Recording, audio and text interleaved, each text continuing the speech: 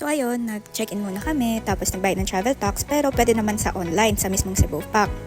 1,600 yung travel tax. Nagtagal pala ako sa immigration, mga 1 hour ganyan. Sa mga first time, dapat kompleto yung documents nyo. Pagka working ka, dapat yung COE, bank statement, tapos ID mo na din sa work. Tapos kapag student, yung certificate of enrollment, tapos yung saan galing yung pera mo, yun yung sponsor. Ganyan, tinatanong nila yan, tapos sino yung kasama mo. Kung kakilala mo ba yun, iti-check nila yun kung matagal mo na talaga silang friend. Mga ganun na tanong lang. Kasi yung nangyari sa akin is, dinocument pa nila yung mismong travel ko sa loob mismo ng office sa may immigration. Sabi kasi sa immigration, mukha daw akong bata, baka daw ibenta ako niyang dalawang yan.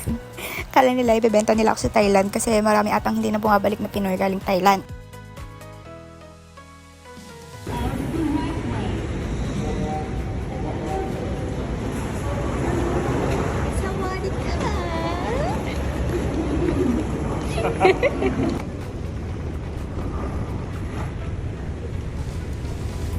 So guys, ang layo pala nung dito, immigration. Voice over ka na lang. Hindi, iba voice over ko.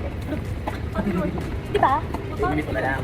Pero papakit ko kasi bumabalik. Ay, Doon ka mag-voice. oh, sige. Ayan, kinukuha na namin yung baggage namin, tapos naghanap na kami papalitan. Thanks! Mahal kasi palitan. Anong magkano yun? So, 50,000. mahal kasi palitan. Mag-withdraw na lang. 50,000 lang pala yun. Kasi mag-vlog ka na na dahil madaling araw. Sarado Ikaw na kayo. Ayan, sige, sasama ko yun. Ba't ganun? Ba't Ayan, nakasakay na kami sa Grab nila. Tawag sa Grab nila is Volt. Yan, welcome to Thailand! Sawadee ka!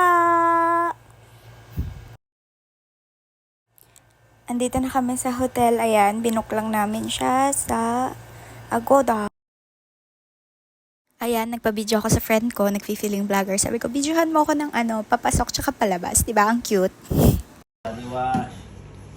Wow, Boy Scout, Girl Scout.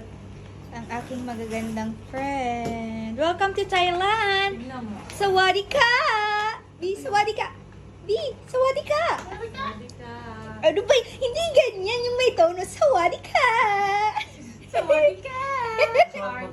Ikaw, B, sawadee ka! Ay! Te! Mm.